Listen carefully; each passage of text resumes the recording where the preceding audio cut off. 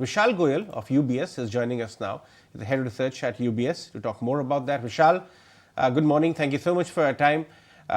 You analyze this space pretty closely, and RBI did kind of drop hints in multiple platforms about the way unsecured, especially consumer loans, were getting scorching, growing at a very scorching pace, and now they have moved. How much capital requirement or the slowdown in the growth these names would have to see before they normalize? Sure.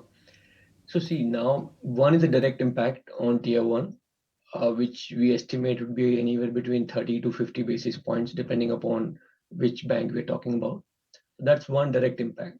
Second, I think there is an indirect impact of increasing risk weights on lending to NBFCs, which increases the cost of borrowing for NBFCs effectively. And therefore, it will also have an indirect slowdown impact on overall consumer loans.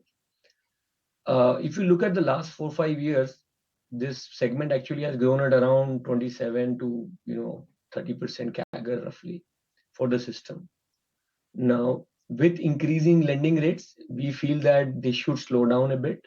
Now, if you assume a 5% slowdown of this segment, that basically would mean a 50 basis point slowdown for the system credit growth, considering this is now becoming around 8 to 9% of the system credit.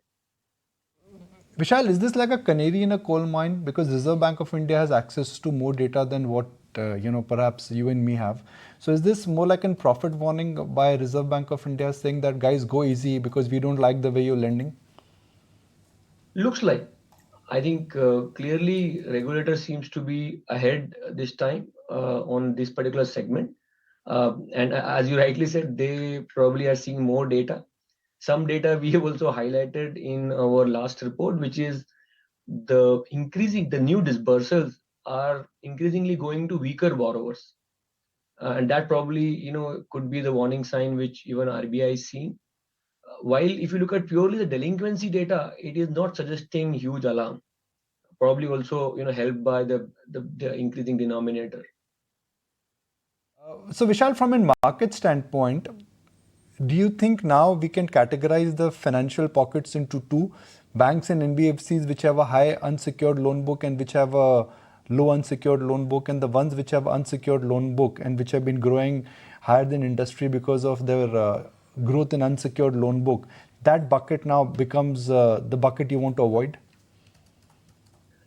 Yeah, I think, and that is what is our call as well. So you would see three types of players now in this segment. One, non-bank finance companies who are purely or majority doing unsecured lending. They are most impacted. Then we would have some banks who do unsecured and who have just entered unsecured, and because of their own cost of funding constraints might have taken additional risk. So these two segments would be more impacted. And then there is a category of large banks or top banks, which also we categorize, who have historically been doing this business and have been taking less risk, even within unsecured. They would largely be unimpacted from credit loss point of view. But I think slowdown we would see almost everywhere now. That's how. What could be the net impact according to you? Sorry, I no, missed the that. the net aggregate impact according to you, because now it's almost everybody's taken for granted that the system growth would be anywhere between 13 to 15%. Are we looking at, let's say, 1%, 1.5% getting knocked off at the industry level?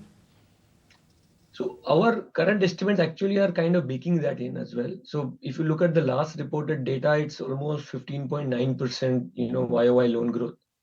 We are working with more of a 14% loan growth for this year, and which would also slow down another 100 bips or so next year. So we are kind of building in some slowdown in this segment.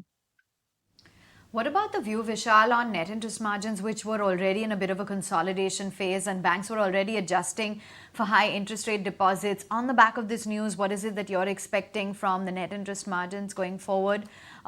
Because the unsecured loan growth will likely get impacted.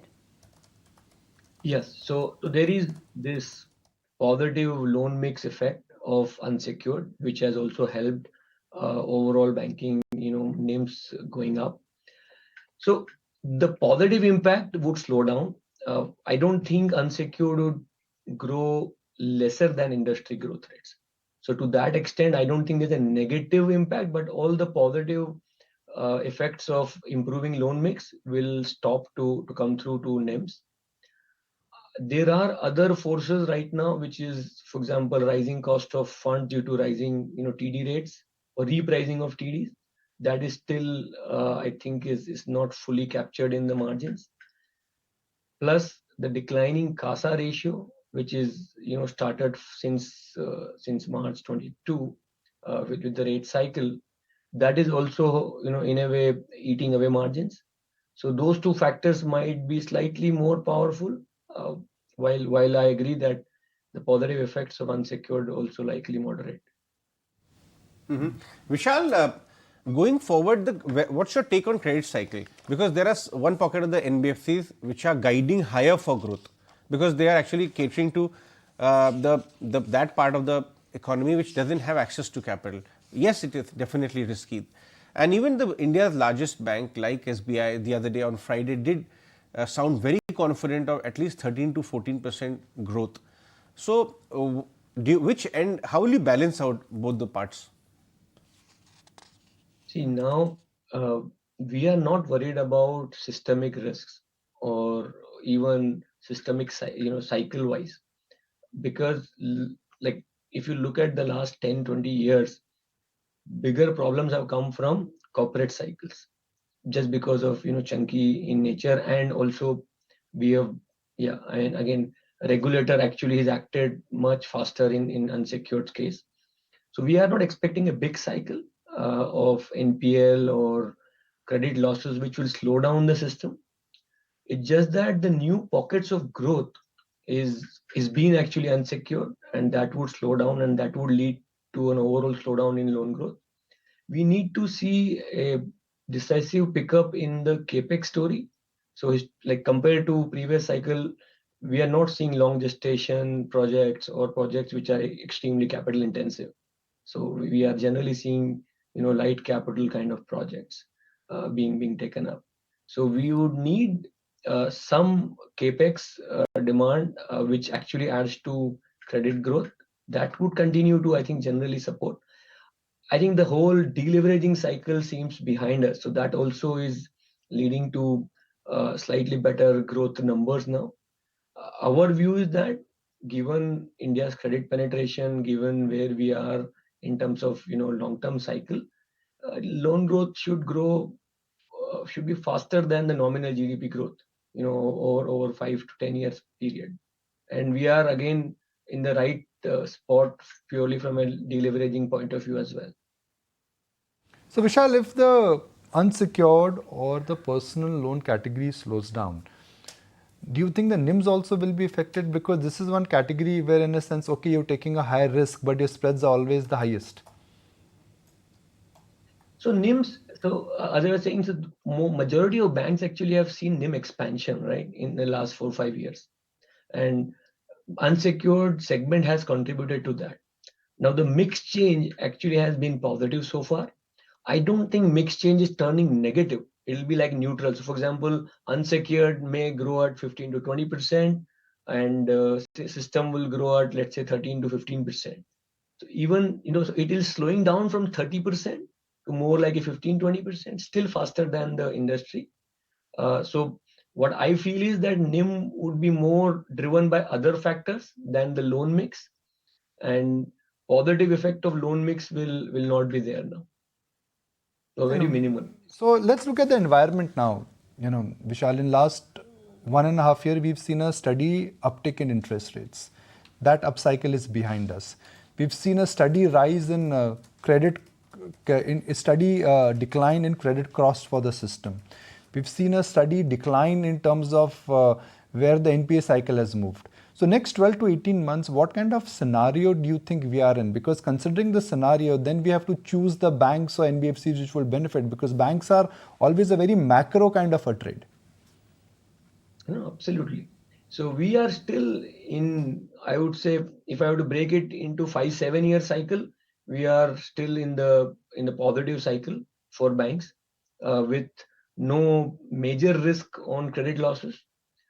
I think the points we are trying to highlight is versus expectations, because what lowest credit cost is already in the expectations, in the numbers, consensus estimates as well. High NIMs are also been already reported and therefore are also part of expectations. There is some disappointment which would happen on both this leg. That's what I think we are highlighting, and therefore there is a mismatch in expectations versus what actually we might see. There is a steady ROA expansion which has happened in the last 4 or 5 years due to the factors you just mentioned. We feel that we are probably closer to that expansion, like peak of expansion, and now we should start seeing some contraction due to NIM stagnating or declining and credit cost already bottoming. Now we would only see some increases in credit cost towards the average. All right.